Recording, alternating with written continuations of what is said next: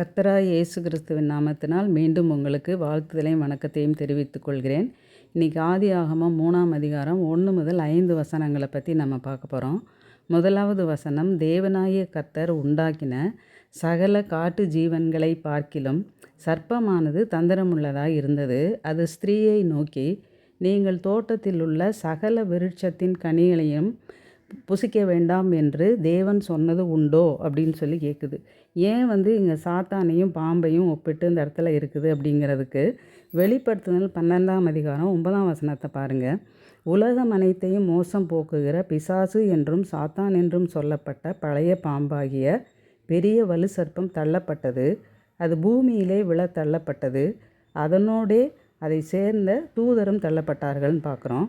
அதே வெளிப்படுத்துதல் 20ஆம் அதிகாரம் 2ஆம் வசனத்தில் பிசாசு என்றும் சாத்தான் என்றும் சொல்லப்பட்ட பழைய பாம்பு அப்படின்னு சொல்லி திரும்பவும் ஸ்ட்ரெஸ் பண்ணி சொல்கிறாங்க. அதனால பாம்பும் அல்லது சர்ப்பமும் சாத்தானும் ஏறக்குறைய ஒரே குணாதிசயம் உள்ளது அப்படிங்கிறத நம்ம புரிஞ்சுக்கிறோம். இப்போ என்னாகமம் 22ஆம் அதிகாரத்தில் பார்த்திங்கன்னா, மோவாபியரின் ராஜாவாகிய பாலாக் பீலேயாம் என்கிற தீர்க்கதரிசியை கூப்பிட்டு இஸ்ரவேல் ஜனங்களை சபிக்கணும்னு சொல்லி கூட்டிகிட்டு வரான்.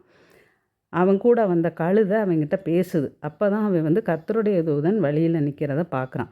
அப்போ கர்த்தராகிய தேவன் கழுதையின் மூலமாக பீலேயாம் கூட பேசுகிறாரு. அதே மாதிரி இங்கே சாத்தான் சர்ப்பம் மூலமாக பேசுது. சர்ப்பம் அல்லது பாம்பு ஈஸியாக எங்கேயும் நுழைஞ்சிருங்கிறது நமக்கு நல்லா தெரியும். டக்குன்னு அது காணாமலும் போயிடும். அது மாதிரி ஏவாள் மனசுக்குள்ளே அது ஈஸியாக புகுந்துடுது. ஏவாள் எல்லா விருட்சங்களையும் பார்த்துட்டு வந்துட்டு இருக்கும்போது இந்த நன்மை தீமை அறியத்தக்க விருட்சத்துக்கிட்ட வந்தோடனே யோசிச்சிருக்கலாம், இதை ஏன் கடவுள் சாப்பிட வேண்டான்னு சொன்னார் அப்படின்னு சொல்லி. அந்த கேப்பில் தான் என்ன பண்ணிடுது, சாத்தான் உள்ளே புகுந்து பல யோசனைகளை அது கொடுக்குது. நீங்கள் தோட்டத்தில் உள்ள சகல விருட்சங்களின் கனியையும் புசிக்க வேண்டாம் என்று தேவன் சொன்னது உண்டோ அப்படின்னு கேட்குது. இப்போ நம்ம வீட்டில் அல்லது அக்கம் பக்கத்தில் இருக்கிறவங்க அல்லது கூட வேலை பார்க்குறவங்க திடீர்னு நம்மளை பார்ப்பாங்க, என்ன ஒரு மாதிரி இருக்கீங்கன்னு. நம்ம உடனே என்ன செய்வோம்னா, நம்மக்கிட்ட இருக்கக்கூடிய விஷயங்கள் எல்லாத்தையும் ஏதாவது வீட்டில் இருக்கக்கூடிய ரகசியங்கள் அல்லது அலுவலகத்தில் இருக்கிறது ஏதாவது பேசணுன்னா அவங்க தகாத ஆலோசனைகளை நமக்கு கொடுக்குறவங்களாக இருப்பாங்க. நீங்கள் 1 பேதுரு 5ஆம் அதிகாரம் 8ஆம் வசனத்தில் பார்த்தீங்கன்னா, உங்கள் எதிராளியாகிய பிசாசானவன் கெர்ச்சிக்கிற சிங்கம் போல் எவனை விழுங்கலாமோ என்று வகை தேடி சுற்றி திரிகிறான் அப்படின்னு சொல்லிட்டு ஒரு வசனம் இருக்குது. அப்போ யார் மூலமாவது நமக்கு தேவையில்லாத ஆலோசனைகளை கொடுக்கறதுக்கு இந்த சாத்தான் சுற்றி திரிகிறவனாக இருக்கிறான். அப்போ நம்ம என்ன செய்யணும், நம்ம எல்லா விஷயங்களையும் எல்லாருக்கிட்டையும் பேசணும்னு அவசியம் கிடையாது. நம்ம வீட்டில் செய்யக்கூடிய சில விஷயங்கள் அலுவலகத்துக்கு ஒழுங்காக போகாமல் இருக்கிறது, அல்லது லேட்டாக போகிறது, அல்லது லஞ்சம் வாங்கிறது, அல்லது வீட்டில் எல்லாருக்கிட்டையும் கோபமாக பேசுகிறது, அல்லது சண்டை போடுறது, அல்லது வீட்டில் மனைவி ஃபெமினிசம்ங்கிற பேரில் சமையல் பண்ணாமல் வீட்டு வேலைகளை செய்யாமல் இருக்கிறது, அல்லது ஆணாக இருந்தாலும் பெண்ணாக இருந்தாலும் ஃப்ரெண்ட்ஸு கூட தேவையில்லாமல் ஊர் சுற்றுறது, இப்படி பல விஷயங்களை இதெல்லாம் நல்லது, இது ஒன்றும் தீய விஷயம் கிடையாதுங்கிற மாதிரி ஆலோசனைகளை நமக்கு சிலர் கொடுப்பாங்க. அதுக்கு நம்ம இடம் கொடுக்கக்கூடாது. இப்போ 2வது வசனத்தில் ஸ்திரீ சர்ப்பத்தை பார்த்து, நாங்கள் தோட்டத்தில் உள்ள விருட்சங்களின் கனிகளை புசிக்கலாம், ஆனாலும் தோட்டத்தின் நடுவில் இருக்கிற விருட்சத்தின் கனியை குறித்து தேவன் நீங்கள் சாகாதபடிக்கு அதை புசிக்கவும் தொடவும் வேண்டாம் என்று சொன்னார் அப்படின்னு சொல்கிறா. ஆனால் ஆதியாகமம் 2ஆம் அதிகாரம் 17ஆம் வசனத்தில் நன்மை தீமை அறியத்தக்க விருட்சத்தின் கனியைத்தான் புசிக்க வேண்டாம்னு சொல்கிறாரு. ஏவாள் புசிக்கவும் தொடவும் வேண்டாம்னு சொல்கிறா. மத்தேயு 5ஆம் அதிகாரம் 37ஆம் வசனத்தில் பார்த்தீங்கன்னா, உள்ளதை உள்ளதென்றும் இல்லதை இல்லதென்றும் சொல்லுங்கள், இதற்கு மிஞ்சினது தீமையினால் உண்டாயிருக்கும் அப்படின்னு சொல்கிறார். அப்போ இதுக்கு மிஞ்சி நமக்கு சொல்ல வேண்டிய விஷயத்தை விட்டுட்டு தேவையில்லாதவற்றையெல்லாம் நம்ம சேர்த்துக்கிட்டு பேசும்போது கூட இருக்கிறவங்களும் அதுக்கு தகுந்த மாதிரி கண்ணு காது மூக்கு இதெல்லாம் வச்சு நம்ம தேவையில்லாத ஆலோசனைகளை நமக்கு கொடுக்குறவங்களாக இருப்பாங்க. சங்கீதம் 46:10 நீங்கள் பார்த்தீங்கன்னா, நீங்கள் அமர்ந்திருந்து நானே தேவன் என்று அறிந்து கொள்ளுங்கள் அப்படின்னு கர்த்தர் சொல்கிறார். அப்போ நம்ம என்ன செய்யணும், நமக்கு ஏதாவது ஒரு பிரச்சனை வீட்டிலையோ அல்லது வேலை செய்கிற இடங்கள்லையோ வந்தால் கர்த்தருடைய சமூகத்தில் வச்சு நம்ம அமர்ந்திருந்து அவர் செய்கிற அந்த அற்புதத்துக்காக நம்ம காத்திருக்கணுமே, அவருடைய ஆலோசனைகளுக்காக காத்திருக்கிறத விட்டுட்டு நம்ம என்ன செய்கிறோன்னா தேவையில்லாத ஆலோசனைகளை வழங்குறவங்ககிட்ட நம்ம போயிடுறோம். இப்போ 4வது வசனத்தில், அப்பொழுது சர்ப்பம் ஸ்திரீயை நோக்கி, நீங்கள் சாகவே சாவதில்லை, 5ஆம் வசனத்தில், நீங்கள் இதை புசிக்கும் நாளில் உங்கள் கண்கள் திறக்கப்படும் என்றும் நீங்கள் நன்மை தீமை அறிந்து தேவர்களைப் போல் இருப்பீர்கள் என்றும் தேவன் அறிவார் அப்படின்னு சொல்லுது.